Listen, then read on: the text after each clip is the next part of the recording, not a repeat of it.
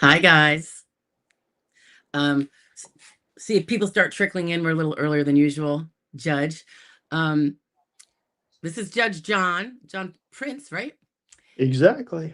And do you want to just tell them where you presided and Absolutely. background? So my bio is that I was a decision writer, an attorney advisor in the Raleigh hearing office it was from 96 to 2008. And that's when I was picked up as an ALJ, and then I served as an ALJ there. I'm so sorry. I said there. I took a position in Cincinnati, and I was there from June of 2008, and I retired in April of 2025. And then I couldn't stay retired, so I did a year of private practice representing claimants. And so I kind of have seen, at least I've sat in two chairs in the hearing room, and each one has a different perspective. And I probably should do this too, Steph. And that is, I got to tell everybody, I am not representing the Social Security Administration. I only am giving you my viewpoint. I can make you no promises, guarantees, or warranties about any of my responses. I'll do the best I can, but it's going to be one man's opinion. I don't speak for anyone else, including judge. I don't speak for any judges, just me. And I'll be happy to tell you how I did things, but other judges did things differently. And that's perfectly fine because actually Social Security didn't tell us how to necessarily hold our hearings or how to treat witnesses and other people. And so this is just me. And so I'll be happy to do what I can, but just please know I can't give any legal advice. And if you hear me say anything, you might want to trust it, but you better verify it because that's the smart thing to do.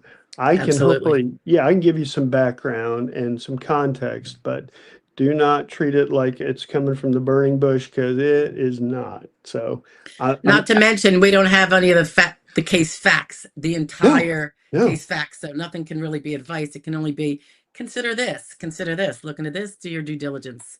Right? exactly. Thank you. Yes. Perfect.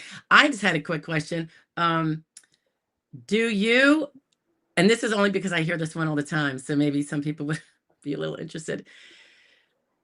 Do judges in general, or yourself, and if you can't answer it, please just say so. Okay. Do they, I noticed that we can never get statistics on, you know how we can get the waterfall chart with how many cases went at initial, how many cases recon, all the way up the Right. pike. It never breaks anything out to represented versus unrepresented. Any opinion on that? You know, that was something that was actually, I was deliberately uninterested in my pay rate, except to the extent that I I didn't want to be accused of being horrible or being, a dupe for everything. I also didn't know what the rate was, but I can tell you that virtually all unrepresented claimants were going to have a hard row to hoe. And so I would sometimes, okay, very often do the questioning to get the facts out that their attorney or non-attorney representative would have done had they had one. Because I felt like that was part of my job because the judges wore several different hats, and mine is not to just let them twist in the wind. Mine Mm. is to bring out all the facts because that's the only way you can get an honest and complete response. And And they I'd read might the not file. know what facts are relevant under the law that, it gets Exactly. pretty granular, right? Right. Exactly. And did you find that, Steph, you know this. You know this I stuff. know, but I want them to hear from you. Did you find that, uh, was there a broader issue with unrepresented claimants that didn't provide all their medical evidence? And I know you guys try to help them get it with the HIPMERS and all that, and even Right. sending out requests. But if they don't even tell you about it because they're not that on top of the case, some of them. Well, But you've run into that yourself, I know, because they're like, well, no, Stephanie, don't you have this? And you're like, well, you didn't tell me that you were treated there. You have to tell me. I can't read your right, mind. which is why we are such nags over here. We have a whole like Yes. reminder banging system. Um, I but I it don't know. jogs Yeah. something. Yeah. I don't know if you've been to the hospital unless you tell me. I Yeah, can't tell you that. There is no government system that is following you that closely. Big Brother is not following you that closely, at least yet. Not yet, that's anyway. right. Right, right. All right. All right. We will go. Let's start with some of the questions because I told these guys I think I told you too. Sure. Normally I kind of let it roll and it's usually 2 hours, sometimes 2.5, sometimes only an hour and a half, just naturally. Um, like last week we did it on a Friday because I was traveling. I was on vacation with my family. So I Yeah. moved it. So that was like a lighter crowd. So we got out a little early, but I just want to I do have to leave early today. So that's why I started at 12:45. Okay. And if I had if I would have had you a different day and maybe you'll come back another day would be great when it's longer or whatever. So Sure. everyone gets their chance. So Alyssa, I should say Lisa, right? Lisa's living the dream. Hi, Lisa. I don't know that we've met. Although you look almost familiar in that picture. I don't know. So Lisa says, hello, found you last week and I'm looking to ask a few questions. That's awesome. That's why we're here. I may do a consultation. Okay. Been on SSDI for 17 years, not SSI. Have been going holistic for the past few years and now under review. Lisa continues on to say, I understand that I need the appropriate doctor's records, etc. I have diagnosis of over 30 conditions, physical diagnosis with some anxiety and depression. During this review, there have been mistakes made on SSDI. Hold on. Caseworker side. The management of my case, my communication and records is now happened 3 times in a short period, and I don't know if this is due to cutbacks on SSDI side and they're overworked, etc. So my question is it my responsibility to know my rights as I understand? It is my responsibility to know my rights as I understand it, and then engage appropriately, which may require representation. Is that correct? Let me just continue so we get our full gist in here. She says, my caseworker is telling me he hasn't received messages from me that I've left and have recorded. He said he requested twice from doctors my medical and did not receive. So he scheduled exams. Keep them going down here. I'll scooch back up to see anybody else. And I am okay with that, but I'm observing that he isn't doing what he's supposed to do. And I don't know how to escalate through his department or attorney. Holistic is help, but not too sustainable, gainful. This is my first time in a YouTube chat live. Oh, that's nice to see you then, Lisa. I see it is scheduled to start any minute. Do I just stay here? Yes, you do. I hope you're back. If not, you can always catch, it'll be on YouTube, as a already recorded one. And later on, we kind of condense it down so any of the silences and stuff are stripped out of it for like a replay so that people watching a replay don't have to hear me scroll. Sometimes a judge, I'll be scrolling to get to the next question. I'll be like, hold on, guys. I think I saw that's part 2. Yeah. So what do you think about what she's talking about? This is at the DDS level. Did you have any thoughts on that? I guess she's saying that I think in a sum, she feels like her messages aren't getting heard by the adjudicator, right? I mean, I have a couple thoughts. And of I'd course, the like to. doctors, we don't know, sometimes they're very slow, right, with sending stuff. Sure, sure. I'd like to hear your thoughts. Well, they're going to want to hear yours, but my thought is send everything in writing, Lisa. I think you can get it to your adjudicator through your SSA account now, because you can send up evidence. I know they can send up evidence. They just started that in the last year.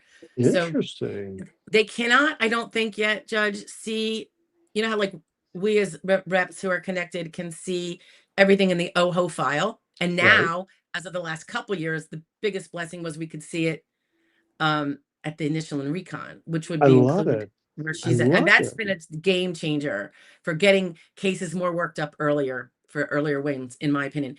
Um, but in this case, she can't see that because she's unrepresented, I don't think. But she can still make sure everything is in by, I believe, uploading to her SSA.gov account where it says you can. And then she could see that it's there. She could see it on her phone. She could take a screenshot. I'm always like, paper trail, paper trail. And then hopefully catching the adjudicator and saying, did you get XYZ? And then you could say, I see it in the file.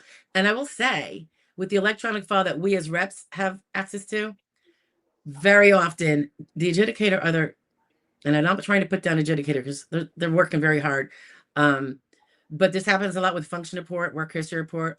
I will have uploaded it like 3 weeks ago, and we're getting letters in duplicate about you haven't provided the forms yet. So I call, not only do I send a note saying, please look in your file on this date, and I take a screenshot and I attach it. Beautiful. But it's like, it's extra admin work on this side. I mean, I do it every week. That's how bad it is. Yikes. So yeah, and I'm like, if you could just look in the file before I think it's so easy for them to press a button that says send a reminder, send a reminder, send a reminder. And they don't do it, the mailroom does, so it gets it off their plate, even though it's already sitting in their Right. file, and it buys them time. I get this is just my gut feeling that might be kind of what's going on. But the tax, I mean, sorry, I'm frugal. The stamp, the envelope, the ink, the print, and we get it all in duplicate, and then the client's getting it too. That's probably $6, $7, $8 just physically every time they do this, which is every case all the time.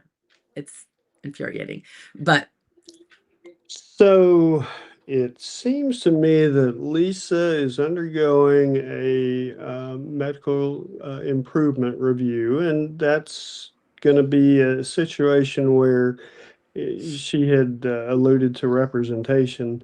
So there are not going to be any back benefits that a representative or attorney could access in order to be paid. And as a result, you'd have to make an independent contract with an attorney or a non-attorney representative to help you.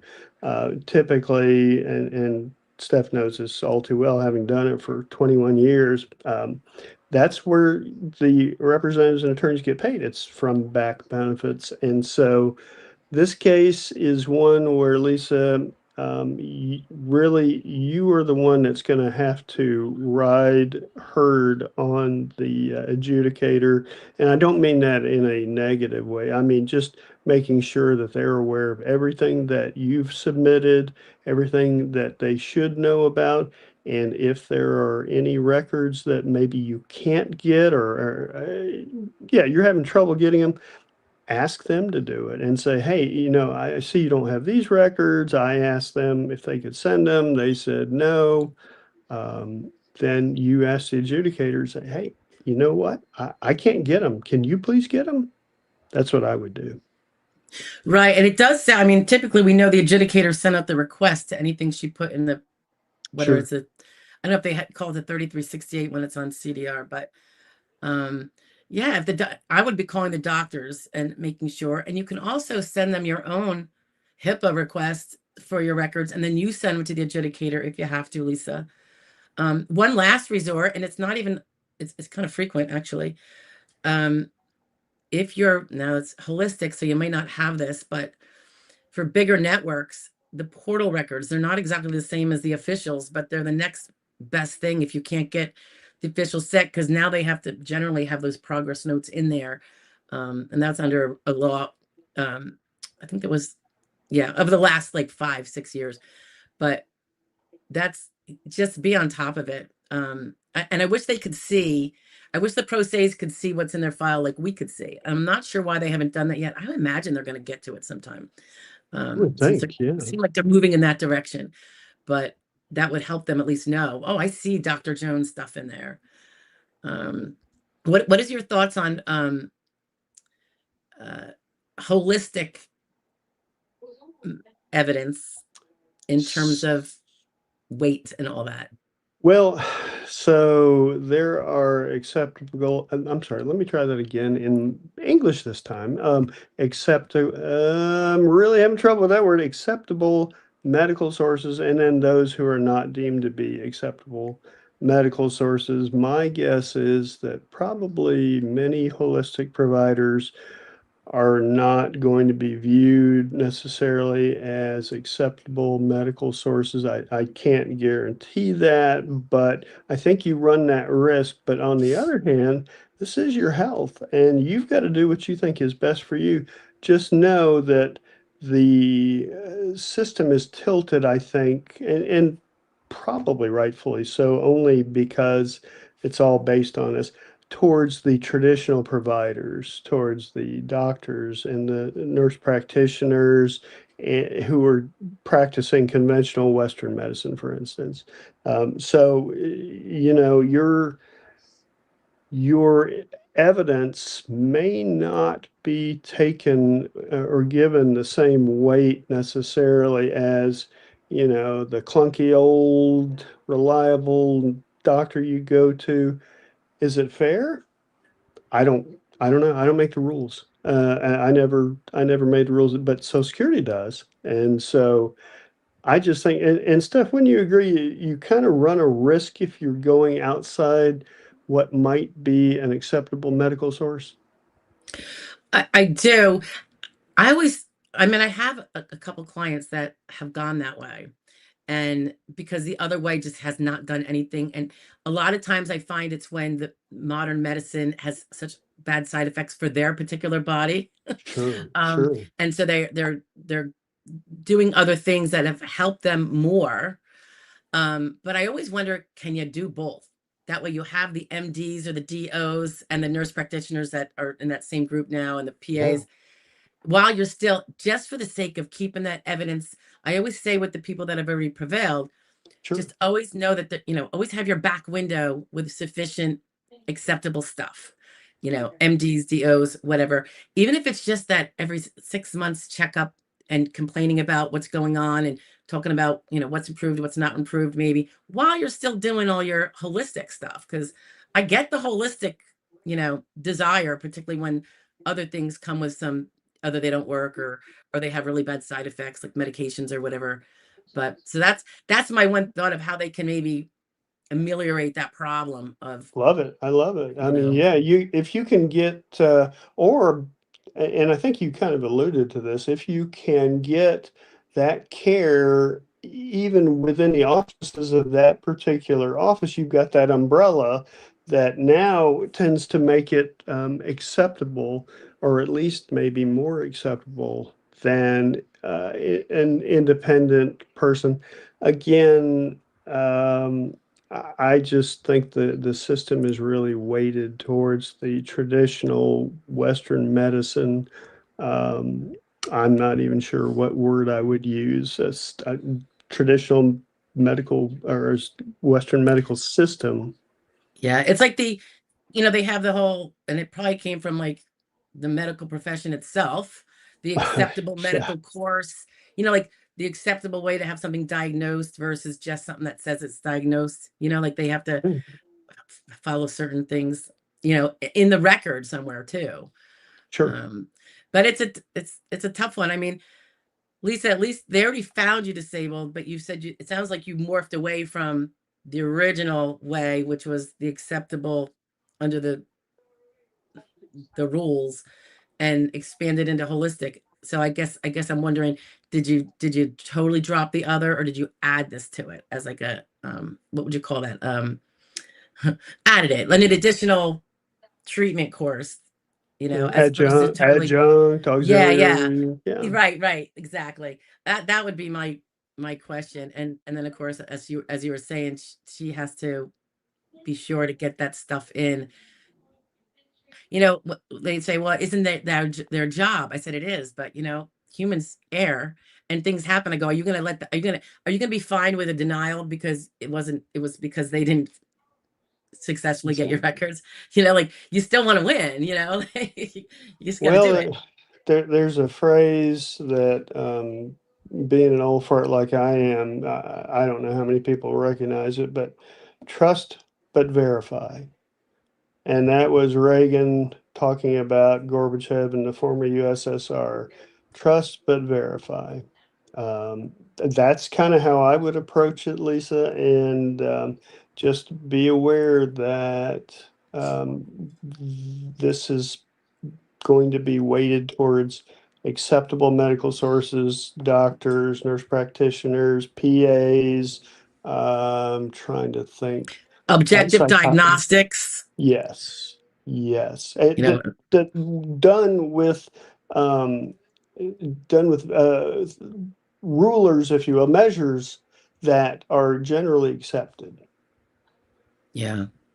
But I like It's your idea of doing both at the same time. I like that. I mean, if you can do it, like if your Yeah, insurance will cover one, because sometimes insurance isn't even going to cover holistic, maybe. So you're doing that out of pocket anyway, then use the insurance for the other. I mean, got to get right. creative, I guess. Yeah, One thing I yeah. wanted to add, you were talking about the difficulty of getting a representative on a CDR because there's what he's talking about, Lisa, is usually when you get if you lose your I'm gonna be initial right back. CDR. Mm-hmm. Give me just a second. Yep. I'll just continue. If you're in the beginning of a CDR, so you haven't lost yet, so you're in a decent place. If you get denied, they're going to say, now we're ceasing your benefits. You have, I don't think this has changed yet, 10 days, as opposed to the 60 to appeal that denial. You get a smaller frame, 10 days to say, okay, I want to continue my benefits pending the CDR appeal because I need them. And they will continue your benefits. And that is what Judge John was alluding to when he said there's going to be no back benefits, even if you do win on appeal after losing the CDR before the appeal. If you get an attorney on board, there's nothing to pay that attorney with when they, their legal work combined with yourself, wins your case, prevails, on your CDR. So that's what he's talking about. Like, attorneys know that they can't get paid, and we're not in the business of billing clients generally. So that's why. So what does sometimes happen, and this is for people who can do it, and this is, I've done this, I did it recently, but I don't know that most will, is you have to pay a retainer, and that can be a lot. It can be up to probably, it could be whatever the attorney's going to, require as a minimum. But I wouldn't be surprised to expect it to go up to the cap that would otherwise be the limit on a contingent fee case, which yours would not be. But I know with us, we voluntarily limit our cap on fee petitions to what the cap would be for the contingent, even though there is no lower cap like that on the fee petitions. It could go much higher. But that's something you might want to consider if you have been saving or what have you, to be prepared to pay a retainer and then find an attorney that does do CDRs, because a lot of them don't do CDRs at all. Judge John, I was just talking about when you were talking about the difficulty of getting an attorney when you're on a CDR because you do that benefits continuation pending the appeal. And I just had a case this spring where I did take it on, but it was only because the person did put a retainer into trust. Gotcha. And she was able to do that. And we did prevail on the CDR. And of course, it's after she's already been denied. Like, Lisa's still in the regular CDR. She hasn't been denied yet. So she might not Gotcha. need to do this at all. But this person had already been denied and was, I think she had done the letter that I was saying, that 10-day letter about continuing pending appeal. And I said, well, the only way we can really do it is if there's, a retainer. And she did do the retainer.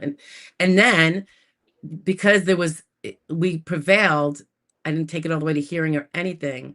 She got, like, I would say, we came to an agreement on, I had like a $9,200 retainer. I said, what do you think is a fair price? And we can just do the fee petition that way. If we both agree, here, And she didn't know, so I threw out a number, and she's like, "That's cool," you know. And then I did my entire fee petition, but I do this whenever I do them, which is not that common because I don't like them. But you know, I'll have the full amount of everything they've done, and I'll say, "But we're only Sure. asking for this amount," because you know that's what you know what I decided to do. And so I sent her back the balance, and the rest is still sitting in trust because we're gonna have to wait for the fee petition, you know, so it'll sit Right. there. But that's an option, Lisa. If you can find a CDR attorney that's willing to take your case to begin with, you might want to have it be prepared for a retainer. And it might not be as high as 9,200. That was just this particular instance, but just an idea if she needs representation. So got a lot of people like Heather Shante is in the house. Z Shine, Fun Scratchers in the house. Good to see you again, both of you. Out of Order's in the house. Hi there, Out of Order. You are so out of order all the time. It's funny. Lisa's saying due diligence for sure. Yeah, you have to do your due diligence on your own stuff. Our Willie's in the house. Hi, our Willie. He says, good afternoon. I was late, but welcome to the guest. Thank you. I'm happy to be here, and I am, well, I'm just going to stop there. I'm happy to be here. I'm so glad you're here. Thank All you. right. So what does Out of Order say? I wish there was a system because I could not remember all the places I was treated. Oh, yeah. So any ideas on that? Like I always say, like, try to keep everybody should be keeping a calendar. It's almost like You a diary, but should. like a, you know, because probably But people well, I don't, was right? We all don't, right? no, headache calendars would be great too. Oh yeah, we're Epilepsy, big on those. if you have a seizure calendars are good. But Migraine nobody seizure. thinks about, well, I should write it, right, migraines, but nobody thinks, well, yeah, maybe I should write down when and where I was treated so I can remember. I wouldn't think to do that. So I Right. think that's a great idea. Unless they like, you know, some people just actually write it on a calendar. I was like, Dollar Tree calendar, you got to visit with Dr. Jones, period. Very Um, good. and look at all your old calendars, don't throw them out. However, Right. people after the fact, you're like, oh shoot, I shouldn't have thrown those out. What about looking at your bank account if you wrote a check for the copay or you had a debit card for the copay? Or I think you might even be able to go to your insurance company and maybe get a list of everything, all the EOBs or something that shows. I mean, it's gonna be a lot of paperwork, but it could, you know, Oh, I think it's a great idea. just to find, like, if you think you forgot anybody, and if it's many, many years before your alleged onset date, it won't as matter as much, right? True. So I don't know, but yeah, you Out of Order definitely got to start keeping track, right? Absolutely. Yeah. And now you've made me more aware of that as well.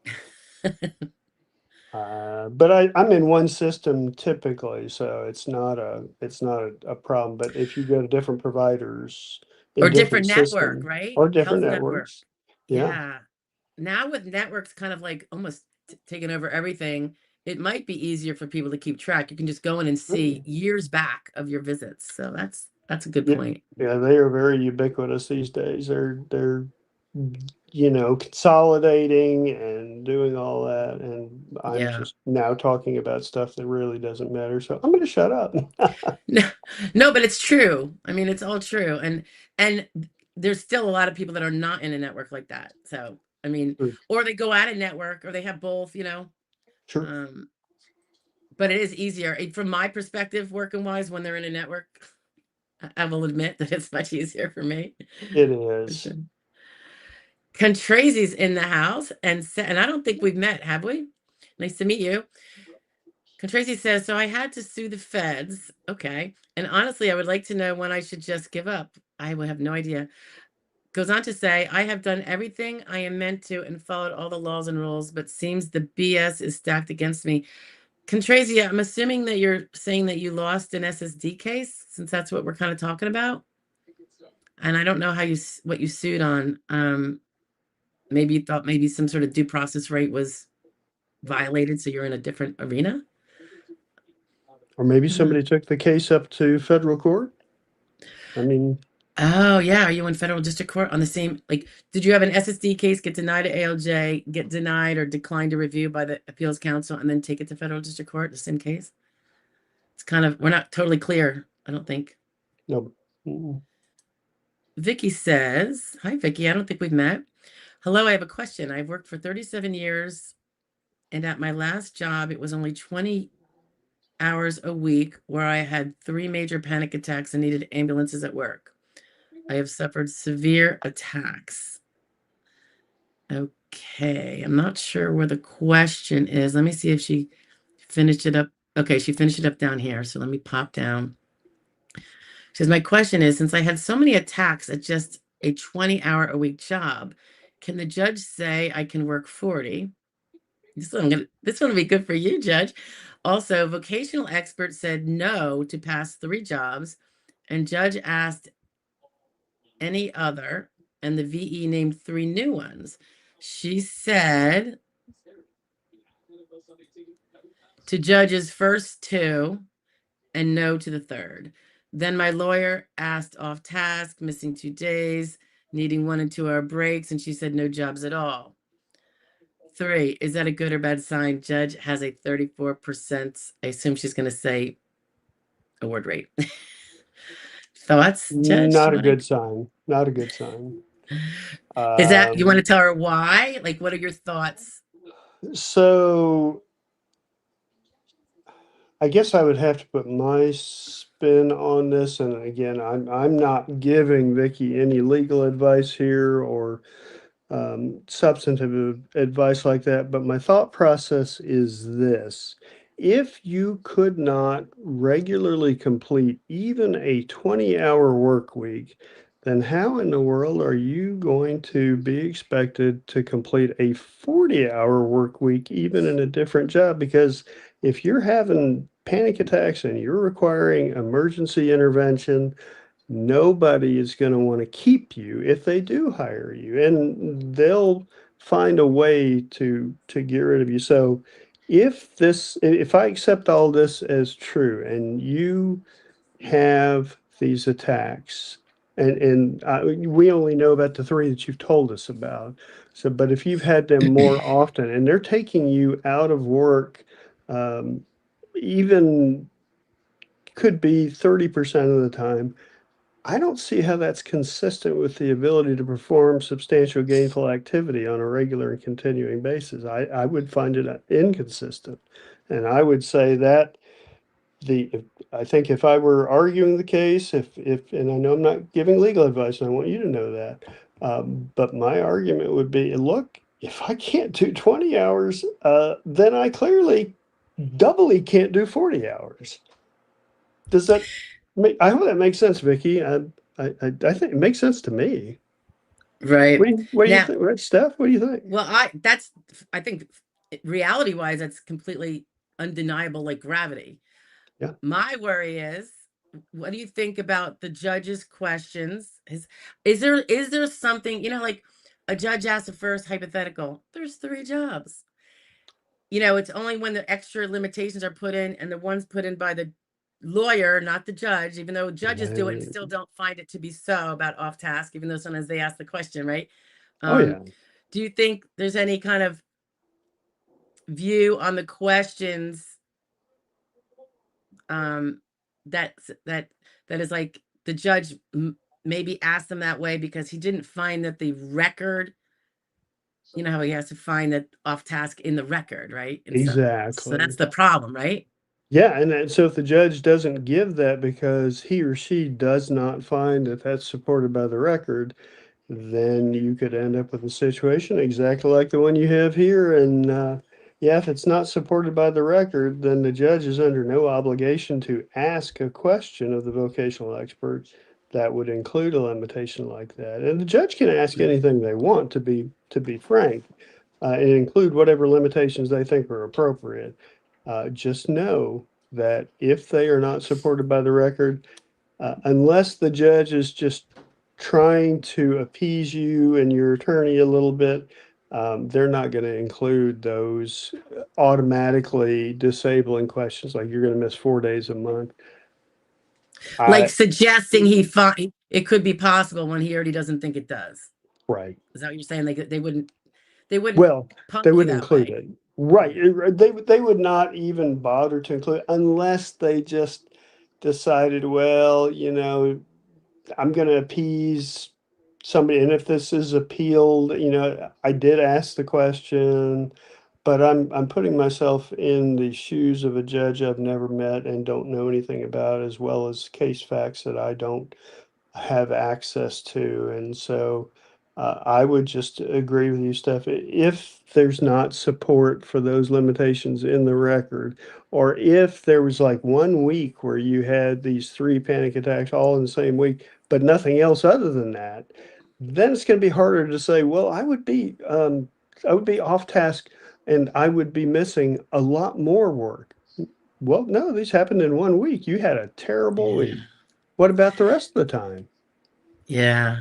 And they So, can say it, but if it's not showing up in like the therapist records, I always kind of say, I don't know if this is overkill, but I always say if something like that happens, every time it happens, you should be leaving you should be messaging your therapist. So it's going to be you reported it somewhere, because otherwise it's exactly. just at home and you're later saying it to the judge, or but at least then it's shown, at least historically, that you reported at the time. Doesn't make it, carved in stone necessarily, or, conclusive, but it's better than not reporting it, I think. I agree. Document, document, document. We were taught that practically the first day of Yeah, law school. that's Document, right. document, document. That's right. What about also, I'm thinking, Vicky, do you have pay stub material or payroll information that you can get?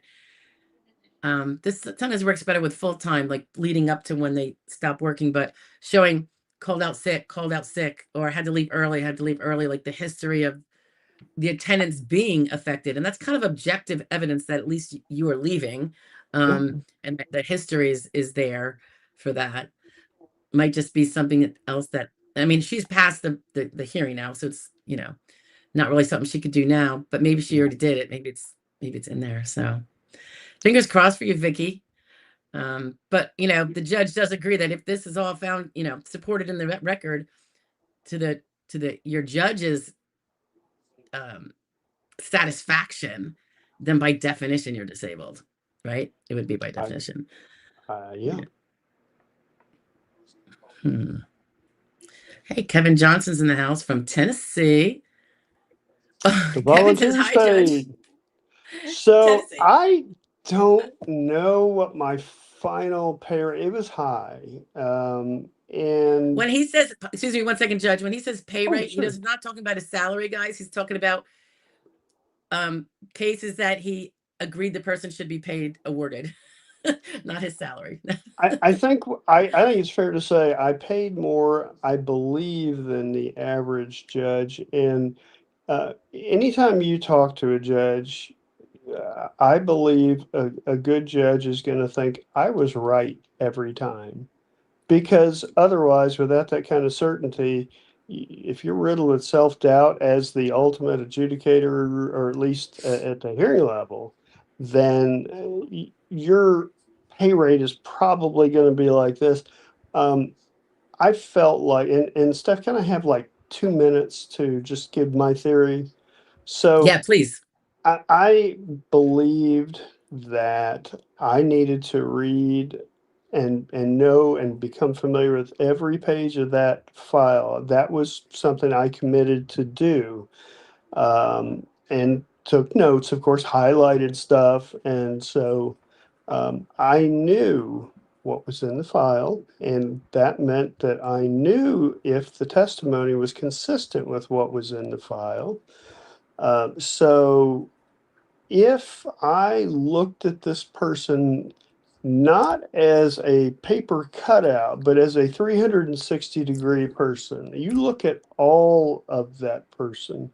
You look at the things they're complaining of. Would they be consistent with what they've got? And then part of that 360 view is, for me, it was okay, so this person, let's say they could do limited light work activity. Um, we've limited them to light. So on Monday, they show up at work It's hard. It's hard, but they get it done. Tuesday, well, they're exhausted. It's even more difficult.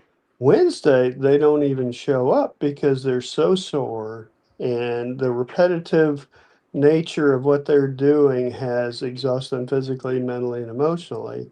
So, my 360-degree look at this person is okay, Monday, you're not disabled. Thursday, if you can't complete a full work week, then it seems to me that that is probably the ultimate question, and it's been answered, assuming the record supports it. So I felt like I gave them opportunities, obviously, in the hearing to talk. I asked questions that were pertinent, and I would, and Steph, I'm gonna let a little secret out here, which may not be a secret, but I would a lot of times pick out one little factoid in the file. It would be a personal one, like say, well, I'll tell you, I would ask the claimant, so when is the last time you played the violin? Played the violin? How did you know that? I've You'd be seen this. surprised what I know. You'd be surprised. And so, from a judge's standpoint, what that does is that makes it should make the claimant be completely honest because they don't know what the judge knows, but they know the judge knew that little factoid. And so that was, does that sound horrible that I did that? No, no. I mean, I think I see that not infrequently. Um, but usually it's not something as well. I don't know how innocuous the violin is. It depends. I guess it depends on their impairments. But Sure, sure. yeah. But it always reminds me. I even have a video on this from a few years ago where I say, be careful about talking about your recreational life with your doctor because they put everything in the record, and then it's going to be. And we actually go through the record and search for, I mean, I have a ton of search terms, but you can never hit them all to Sure. see if anything adverse, not that it is necessarily adverse, because I know my client's disabled, but I Right, need to know that that's there so that we can address it. Like if it says they went to Cancun, you know, and I'll say, you went to Cancun 9 months ago, after and it's not that you can't go to Cancun when you're mm-mm, disabled, mm-mm. but you might want to be prepared to explain it, that you weren't necessarily doing 5 miles of sightseeing tours on your feet, or whatever. And you got to really be careful because that will often get a question asked, I think, by It a and judge. it can bite you in the butt, no doubt Yeah. about it. But I would say sort of there's a corollary to that, and what it would be is I'm not going to mention any names or offices or anything like that, but there was one adjudicator who, when they saw the male claimant was using ED medication, was like, well, if they can do that, then they're not disabled. And I'm like, so I'm just So going to be wrong. straight here. Disabled people are allowed to have sex. It's That's not right. against the law. They may have to change things a little bit to make things more comfortable. And I'm not getting into that anymore, but it's not that they're not allowed to do that. And That's right. besides which, those drugs can be prescribed for other things like benign prostate hypertrophy.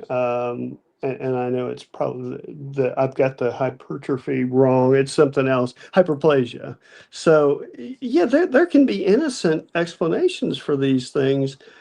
And if the judge is gonna not ask you to follow up on that, but instead just kind of snare you in the decision itself. That's, to me, that is not playing fair. I You got to wonder if give them a that would be chance. appealable issue. Like if a judge actually used I that would as a, appeal. I would yeah. appeal if when I was in private practice, if I had seen that, I would have, and we didn't do appeals, but I would have said, look, we're going to refer you to a firm that specializes in this, but I don't think it's fair for the judge to have concluded this from that without asking you and giving you an opportunity to explain. But if I'm doing my job, I'm going to bring it out first and say, Your Honor, we'll note and acknowledge in the record it says this. However, I want to let my client tell you the circumstances, and bring it up, shoot it down. Bring it up, shoot it down. Yeah. I mean, I think Jonathan and I talked about it, came up in one of our, we actually cracked up over it, but not, but your point was really well taken. Because it is extremely common. I want to say it's most of my male clients, but it also has to go to mental health. You know what I mean? Those kind of things help with the mental health.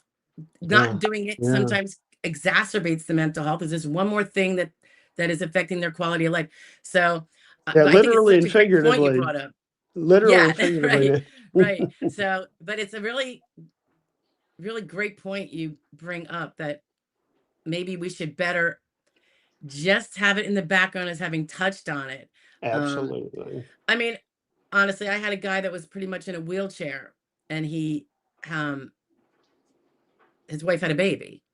And I'm like, well, and he goes, and he says, he goes, I go, they might just ask about this. I go, so I'm going to say, because it was a severe back problem. And he Sure. goes, you know, when you're sitting down, there's a lot that can be done. And I was like, there you go. That is all you need to, that's all. But I needed to prepare him in case, and the judge never did bring it up. Absolutely. But Well, but you did the right thing. got it. And if you'll excuse the pun, I mean, acting prophylactically was a very, very, very smart thing for you to do, and I would have done it too. And by the way, 99.9% of judges would never, ever even suggest that disabled people cannot engage in activities in the boudoir. We'll put it Yeah, that way. right. It reminds me of apparently a true story is in the paper. Some man wrote that disabled people, their parking spaces should be open to non-disabled people after 7 o'clock. And a woman who was under a disability had to write and say, Daniel, we're disabled. We're not werewolves. Come on. What is that all about? So, if you think there's anything that the judge could, and I don't mean deliberately misconstrue, but anything questionable, talk to your attorney about, talk to your representative, and say, okay, is this a problem? And if it could be, how do we explain to the judge? Just Exactly. preparation. Exactly. That was so good. That's very useful what you just went over, because like I said, probably 90%, Yeah. Yeah. And it's okay. men over You're 40. allowed. There's no Yeah, law that says exactly. That's there's no right. regulation that I know of. Yep. All right, let's see. All right, Lisa is saying that the SSA portal, so this is your SSA My Account thing, right, Lisa, has not been available since the original CDR was sent. Now that's weird. I don't know that that would be typical. Although CDRs are not really the thing that most of us are doing most of the time, but I know they're available during the regular adjudication process on initial and recon. So I don't know. You probably don't know either, because this is not really, No. in your pay lane then or now. But I don't know, Lisa. Maybe inquire. I'll try to keep my ears and eyes open and see if there's something universal about that. Maybe I'll try to hook in a little I don't know if I could do a little research and see if but that does not make sense to me, that would be the case, that you can't get in there at all. You can't, I mean, what about a benefits letter if you're still getting benefits, like those basic things. So that's interesting. Kevin is saying that his judge, and by the way, Kevin is a beneficiary now. Oh, So he was okay. successful, and he wasn't my client. He's just been here for a long time when we've been doing this. 58%. That's a pretty decent rate, wouldn't you say, Judge? 58%. I would. I mean, that sounds to me to be within a range that is fair. I would say probably, well, you know what? That's a place I shouldn't go, so I'm not going to. But it's not one of the, it's not one of the, I mean, we have some 15 percenters too, right? I mean, we have, Right. yeah. It's not wildly out of place, and in fact, I would think that somebody who strives to be fair, but that's also maybe I'm not being fair to judges who have legitimate reasons for having lower pay rates than that. You know, every judge has their own caseload. I'm wondering, I can't imagine this is true, but I'm going to ask you if, in case you know one way or Sure. the other. Do judges get their cases completely randomly? Is it a random shuffling? I Or think like you might get all the 40-year-olds or the under 50s and then the, no, it's I think we did it by the last couple of numbers of the Social Security number, and that's how they were assigned. But so they were random to that extent. okay.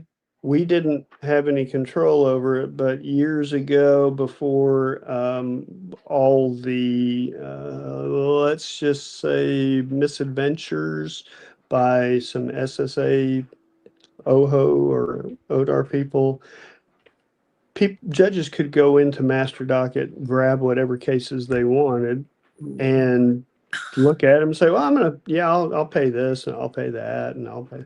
That has not been the case for a very long time. That's But good. it used to be a problem until Huntington. And then Huntington changed everything when you had Eric Kahn Oh, and mhm. all of that. So That so craziness. yeah, now I believe they're all completely random. There's no weighing of the scale or unfair weighing of the scale. I think every judge just gets a random case. Yeah, I was just wondering because that could explain why someone might, let's say, I mean, they don't give us these numbers too, and I wish they would. What, when they give us the big waterfall chart, what percentage of under 50s? I want to, what percentage of 20s or 18 to 29 prevail and don't prevail? What percentage of 30 to 4? Like I would love to see that breakdown, and they don't offer it as far as I know. And I'm sure We it's never. be very easy for them to offer it. They just don't, they don't want, you know, I to would I would do it think so. Yeah, I would think they would be able to crunch those numbers, but evidently, easily.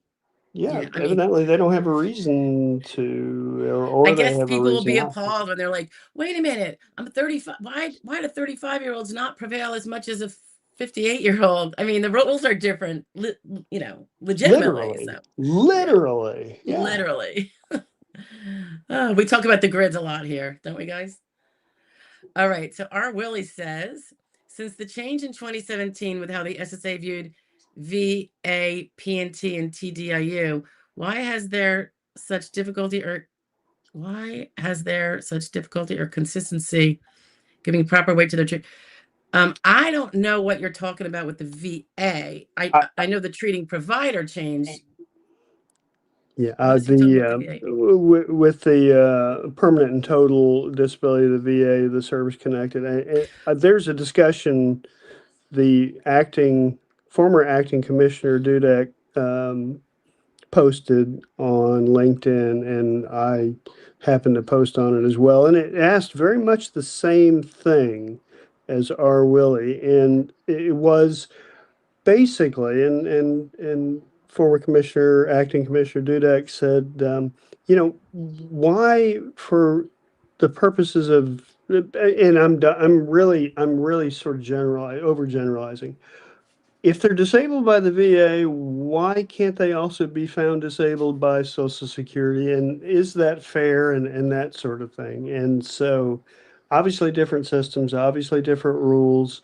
And I frankly, well, I responded and I said, well, as you pointed out, the underlying facts are going to be the same. The injuries and the limitations, they're basically the same. And so, should Social Security never look at VA permanent and total disability. Well, I tell you what, there are folks so much smarter than me and so much higher up from my pay grade that they may have and I assume do have a legitimate reason for saying, no, we need to treat them differently, other than the fact that they're different systems. But if the attorney submits a rating award, I don't know how I'm supposed to unsee that. If I see it, how do I unsee? Now, I don't use it. I wouldn't have used it to justify paying somebody under Social Security, but I'm not unaware of it. Did I let it influence my decision inappropriately? No, no. But the underlying facts, they don't change. You've got the same injuries, the same limitations. You may come out with the very same thing. Social Security might say, yeah, you're disabled. Or they might say, well, under our rules, you're not disabled. But for our folks who have worn the uniform, I think they would be far less frustrated if they could understand even better. Well, why, if I've got these impairments causing these limitations such that the VA says that I'm disabled, why are you not taking really any notice of that, Social Security? Because, I mean, you're one government agency and you're another government agency, but you're both government agencies under the same umbrella of the United States government. And I don't understand why I'm being treated differently under one than the other. That's not an unfair question, but trying to explain it can be difficult. It's like, why? Why? One thing I try to point out to them, though, and this is less the TDIU and more so the 100% P&T. I know a lot of 100% P&T people who work full time. They're allowed to. It's because it's not just that they're different systems. They literally, it's like a long-term disability policy that says, as long as you can't be a doctor like you've been, we're going to pay you. Whereas you buy a cheaper policy. Yeah, because that would be the most important, the most expensive one. A cheaper policy that you buy to save on premiums that says, well, you have to be not just your old job, but any job. You know what I Excellent mean? point. So Yeah, different. So I know for P&T, it's not required that you're unable to work full time. right. None of that. So it's a whole different, it's a different system, but that's like the crux of it, the way I see it as being different. No, I mean, you I, make great points. I can't speak to the TDIU as much because that is more about the employability, I think, and all that.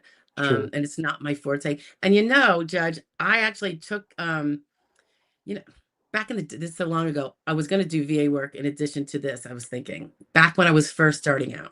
Right. And as a lawyer, you just had to take a certain amount of coursework and there was I don't think it cost anything. It was like a 7-hour thing. And I took it and I was like, I don't feel confident to do this. I'm not taking on a veteran with VA stuff because I can't take on something I don't feel like I'm top of my No, game at. So I never did do it. And then everything was getting so busy, with the rest of the practice growing and stuff. And I was like, you know what? I have colleagues that do that. So, I absolutely. won't do it. But the treating provider change in 2017, which I know they were working on in 15 and 16 to get that pushed over, that was really disappointing because I still think a treating provider, not that they should be carved in stone if their records don't support, some end conclusion, but they really stripped it of everything. Like they're practically the same way as a consultative examination. And that is to me kind of contrary to gravity, just like It is. not reality based. So, and the DBQs, I don't think they're not as easy to get as, I don't think the SSA, do they automatically order those or does the client always have to provide them? I don't know. So I might have to ask you what DBQ means because Oh, that's not an acronym oh, I'm remembering. I think that's the thing where, it's the We had D keys questionnaire and C keys. Okay. yeah, where the VA doctor, yeah, I mean, I didn't know what it was either until people, explains how they're like for depression. Here's the explanation. It's like a whole like a set Okay. form of questions, and they answer, and then they come to their percentage, I think, on that. I think. Okay. I think, and so I think in theory, in our Willie, you would know they would have one for all of their impairments that they saw a rating on, and other achieved a rating or didn't achieve a rating, maybe. So, but I still go back to it's the bottom line medical records. If the VA, let's say the VA, they have other criteria sometimes that they'll medical someone out that really has less to do with whether they can work than other things. So that's why, I don't know. I always tell them, please don't rely on that. We have to prove the case with the medical records. And you have, because a lot of people will hang their hat on their past stuff. And this is some of the problem. I think the difficulties that some of the veterans are having is that they're like, well, I was found disabled. I went through all the hoops with the VA. It's 3 years later. I'm still disabled. Yeah, I don't really treat for that, but and they feel like that holding is going to then be applied to today. And I'm like, no, people do get better. Some people even go back to work. I have veterans that, go back to work because they do get better enough. Sure. Not going to be Superman, but so I'm always saying I'm a real big nag on continuing treatment. So some of my clients are in here and they know I'm like, do this, do that. You gotta follow up, and you have to. If that's a problem, you have to prove it. I think that's excellent advice. R. Willie did consider some. He says, I've read time and time again where a veteran's been overlooked this way. I will say this about the veteran stuff, and I probably more than half of my clients, if not far more than half of my clients, are veterans. And thank you for your service, by the way. Oh, R. Willie? Yeah. Yeah, yeah. I don't know that it's so much that it's overlooked. I think there's other reasons why the veterans are not getting awarded on initial, say. And I think it's because of that. A lot of times people don't like to go to the doctor. They don't even want to go to the veterans hospital. They've pulled back from it all. And I'm like, you really have to stick it out a little bit longer, and let's get this over the next hump for this, benefit that you paid for with Social Security. So again, I know it seems that way, R. Willie. I just think you have to go by the SS rules and show all the evidence of all the criteria there, and not just think, well, because they found me eligible for this other thing, disability is not the same. The definition, really, the terms of the contract, if for lack of a better word, like LTD,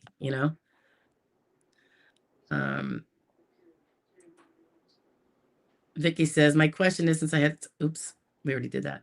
Sorry. Marcus is in the house. Hi, Marcus. Question. Yesterday I had a phone hearing and the ALJ asked the VE 7 questions only. The first question had jobs. The other 6 didn't have any. The VE 7 question. And the ALJ said the words work preclusive. Yeah, we would need more context. Need more context. Yeah. I mean, was that one words. Hypothetical, the 7 questions, or was that, yeah, unfortunately, Marcus, I don't know that we could figure that one out. I'm going to try to go fast through these guys because I got 10 minutes. And I wanted to pick your brain some more, John, after, but I'm not going to have time since I have to go do what I have to do. But maybe we can chat again, and hopefully you'll be back on. But let's see. Do I have to get a SAG card for this? I'm just wondering. I don't know. But I know people really appreciate you being here for sure. Happy to be here. Y'all paid my salary, so you know what? I'm glad to help. Yeah. Lisa says, I keep records of everything, so it does sound like I need representation. I've been on top of it at all since I understood that he is not getting messages, etc. Yeah, if you can get it. It might not be easy. Some of it's going to depend on your vocational profile. Lawyers can't take every single case that calls. But if you don't, still send in all your stuff. Like, the messages aren't going to be the proof anyway. So you need to send in those records, regardless of whether he's right. Exactly. Okay, Lisa's also confirming it's not all holistic either. I do still have medical that's been treating me. Awesome. Good. Particularly if Good. they're like, I was like, if they're giving you a physical exam, even if it's just like every 6 months, and you're telling them all the complaints and this whatever hurts. I don't know what what your particular problems are, Lisa. That's going to help tie that in together. I think that could make the difference because she's not a CDR. She's not proving the original case, right? So Right. that could maybe be easier to prove that it's continued and it hasn't improved. So Sure. I think it's easy. I think it's just easier to prevail. I think people get really scared of CDRs, and I don't know that they're as They scary do. as they need to be because most people pass them. And I think it's They the they ones that do. They stop get treating. scared. They Yeah. do. They get scared. I would hear that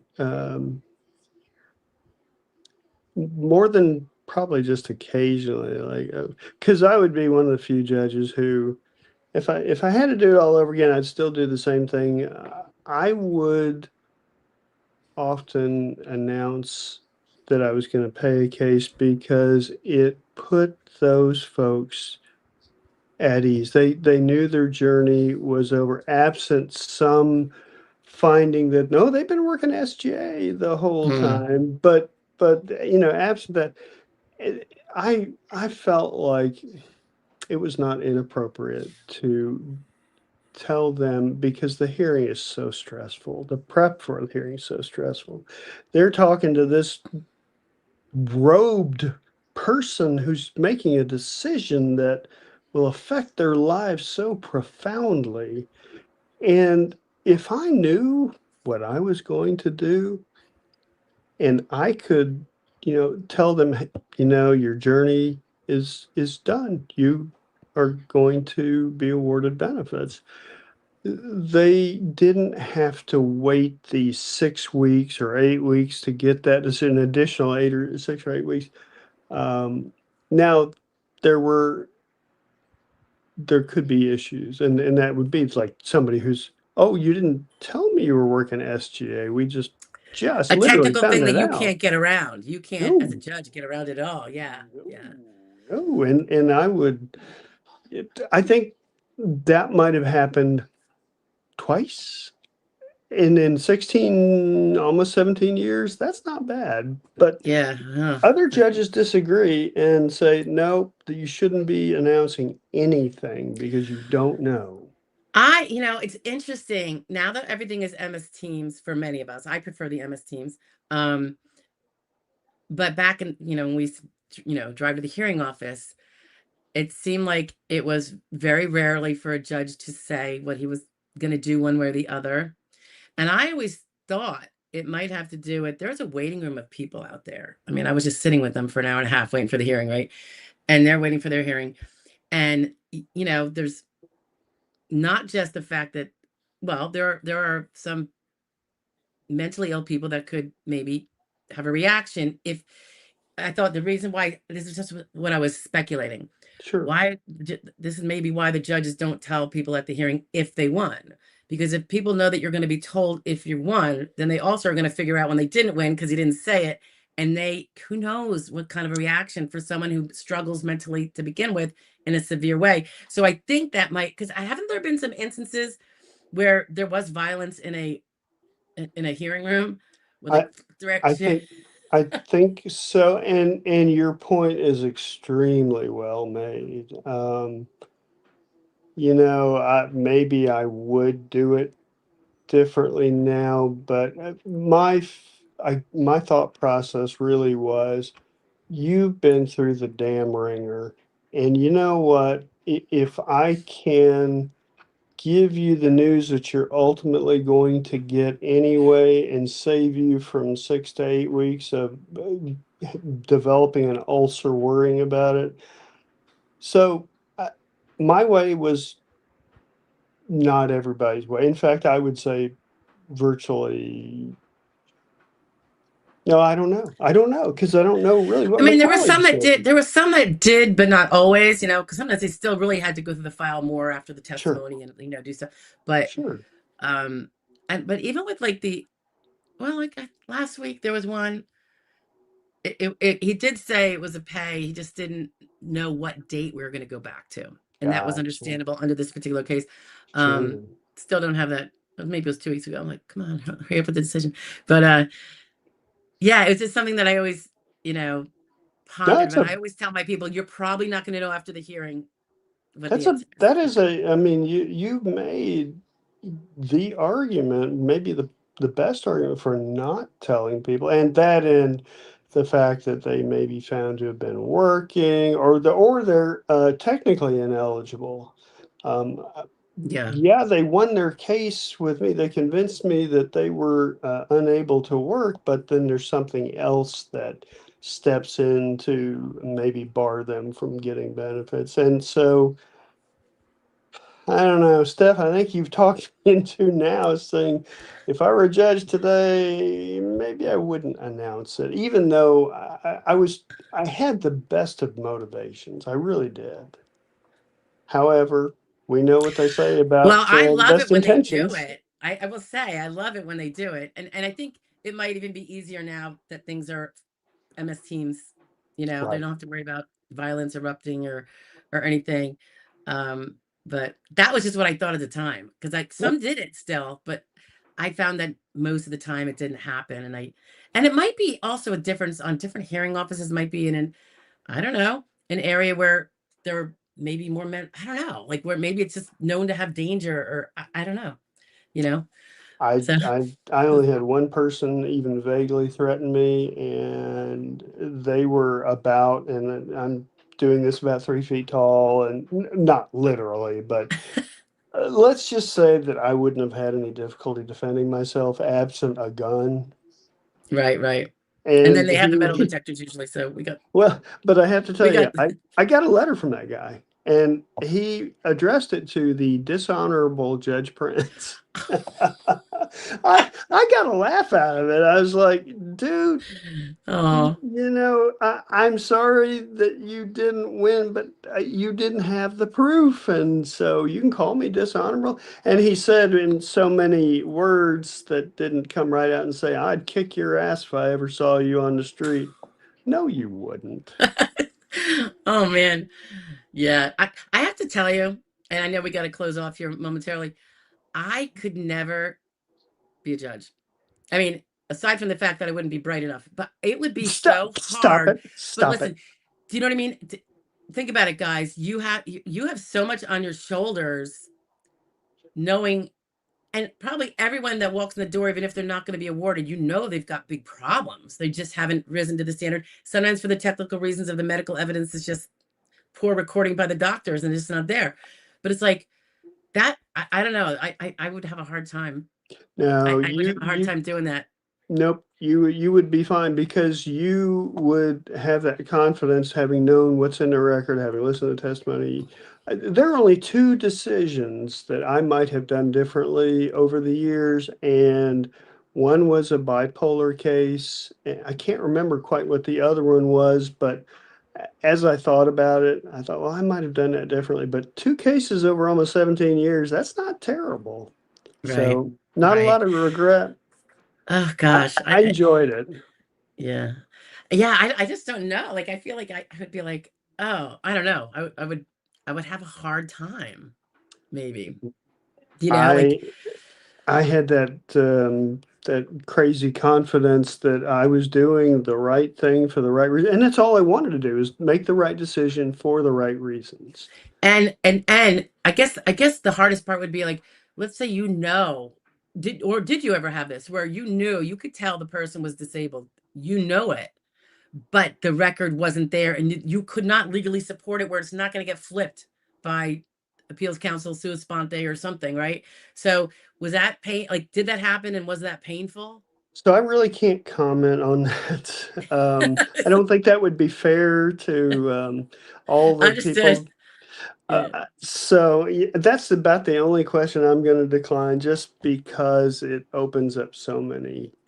Did you ever, Um, okay, separately, and maybe, I don't know if you're gonna, were there ever times, I think I've seen this with some judges, particularly when I've seen it with pro se's that I've come on board with late in the game, right. um, where their judge said, uh, why don't you, let's adjourn this, get a representative, because I think they felt, I don't know. Maybe they do that when they just want to buy time, but usually they don't want to keep their docket on. So it makes me wonder if they do that when they're like, this person might have the goods, they just might not have it now. And I think if they had a representative that would help get stuff in, is Did I that do something? that? Is that a thing or I no? did. I did. If I thought somebody had a meritorious case, but they were not able to present it themselves, then I would ask them, would you like to look for an attorney or a representative to help you in this? Because if you would, I will give you one postponement to do that.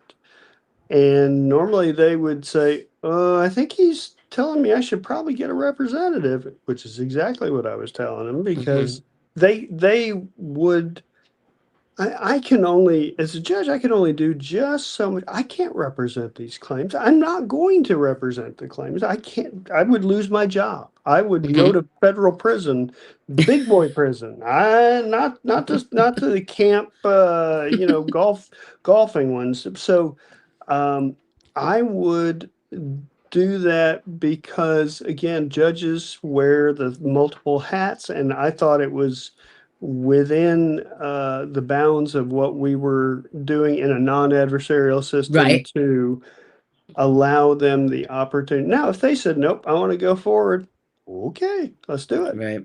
Okay. And then I would ask lots of questions. Right. Right. Is it, would you say it's probably not a thing that a judge would overtly bring up? Were you looking for a representative? Did you want time for a representative and then we'll have the hearing? If they knew this person, even the record doesn't substantiate, it doesn't even hint. Like if they didn't think this person based on the record is even close to, like, in other words, uh, would a judge adjourn without thinking there's a possibility this person can approve their case?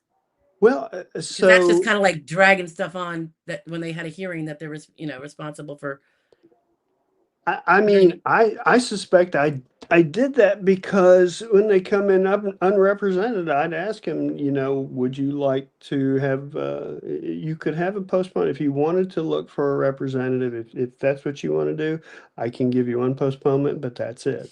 Next time we So got to for go forward. everybody, so you gave everybody the opportunity because That that that would was be a normal that thing. was that was my practice, and I think that was the practice of all the Yeah. judges in my office. It was, you get one shot, and honestly, regional office did not love it when we gave multiple postponements and people didn't rep up. And I understand that. They want to make their statistics, but you know what? The bottom line is I'm the judge. I make that decision. I'm the one who does that. And so my goal was to be fair and impartial and again, to make the right decision for the right reasons, because I had no agenda. Was not appointed to be the guardian of the trust fund, and I wasn't Santa Claus who was just throwing out gift decisions here and Right. there. And even though my pay rate was high, I would defend every single case that I ever issued. I would defend it because it was right. Except maybe those other two that I'm not so Right. sure Right. about. Right. Right. Right. So, yeah, people might call me delusional. They might say, well, Prince, you paid way too many cases. I paid what I thought was supported by the record. Hey, and that's That's all we it. can ask. And that's actually all we want, right? Yeah, yeah. Yeah, for sure. I had no agenda. I still don't have an agenda. Well, when I was representing claimants, I certainly had an agenda, and That's right. That's right. and I'm going to tell you, I argued,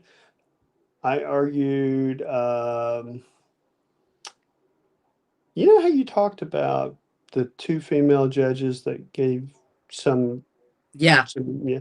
So, I had a judge who did that to me, and I was this close to saying, well, in my almost 17 years on the bench, I never made a claimant cry. And Your Honor, do you see my client over here? Yeah. So, yeah. Yeah.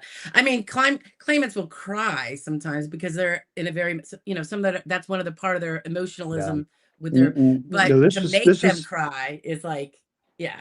well, yeah, kept cutting, kept okay, I can't say anymore because I don't want to violate anybody's PII in any way, shape, or form. But just know almost all of the judges really are fair. They really are going to try to be kind and respectful. They're not ogres who are just looking to get their jollies from denying people. That's not it at all. I mean, we prior to say 2024 had to go through a very thorough vetting process, including testing and multiple interviews. And so, we had a lot in this and we didn't want to get removed for being dumbasses. And Right. Right. sorry, Oh, it's sorry. so much you guys go through. All right. I think we have to wrap it up because I don't want to be late for my thing. Nope. Thank you so much, Judge You are John. I welcome. so Thanks for appreciate it. having me. I hope you come back anytime. I will. It's Pleasure. it's fun, and I think these guys appreciate having a knowledgeable someone from behind the bench, uh, as opposed to just the one few. So, I mean, sometimes it'll be another representative here with me, but that's still us from the same side Yeah, of, you're in the same so seat in the hearing room. And yeah, so it's really helpful. And there's 5 million more questions I could ask you, and I'm sure these guys could too. So hopefully we could do this again. sure, That would absolutely be love great. to. All right, awesome. Everybody, thank you so much. And next Wednesday, be there, be square, 1 o'clock p.m. Eastern time. Judge John will hopefully be here again soon, when his schedule permits. And 12 o'clock p.m. regular dailies. Go ahead. I Yeah. was just gonna say one thing. Go dogs. That was all I was gonna say, and Ah, go cats too, because I oh, went to law school in Kentucky. So oh my gosh. Georgia Okay. undergrad, Kentucky. I got the whole Southeastern Conference going on. Oh my gosh. I was just a New Jersey girl, so I don't know. Rutgers, Rutgers and then Princeton. Seton Hall. Yeah. I love it, love it. Yeah. Well, Yeah. so I want to thank everybody. I want you to know too that there was no legal advice given here today. I don't speak on behalf of anyone but myself. I might be wrong, and trust but We are verify. human. Yeah, trust but verify. I would ignore the trust part. Verify, definitely Always. Due verify. diligence, guys. Do your due diligence. Absolutely. So I'm going Uh, to let you hop off and good luck with the thing you've got to do. And I hope to see everybody later. Thanks, Thanks, guys. guys. Thank See you. ya. Bye, everybody. Anybody whose Bye. questions I missed, anybody whose questions I missed, because we ran out of time, um, I assume I could see them later, but if not, if you have a question, you can put it under any video, including this one when it comes out, and I get to them all, one way or the other. It might be within a week, it's not necessarily in 2 days like it used to be, but definitely feel free to post them and I will respond. Okay. I hope you enjoyed that. He was great. He's such a nice guy, isn't he? I will see you guys later. God bless and be safe. Bye-bye.